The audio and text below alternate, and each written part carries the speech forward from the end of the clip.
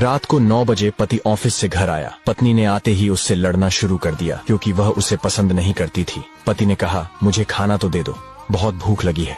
पत्नी बोली, खुद जाकर खा लो, मुझे नींद आ रही है।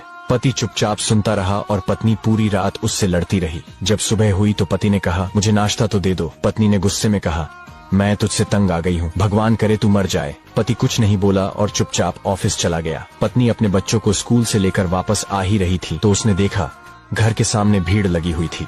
वह करीब पहुंची तो देखा उसके पति की लाश घर के सामने पड़ी हुई थी। उसके ऊपर कयामत सी आ गई। मन में सन्नाटा सा छा गया। लोग आपस में बातें कर रहे थे कि कार से उसका एक्सीडेंट हुआ है। पत्नी जोर से चीखने लगी और चिल्लाने लगी कि मनोज उठ जाओ, मैं अब तुमसे कभी नहीं लड़ूंगी, तुम्हें कुछ नहीं कहूंगी, मुझे कुछ नहीं चाहिए। उठो मनोज, तुम्हें भूख लगी थी ना, चलो मैं खाना देती हूँ, मुझे छोड़कर ना जाओ, उठ जाओ।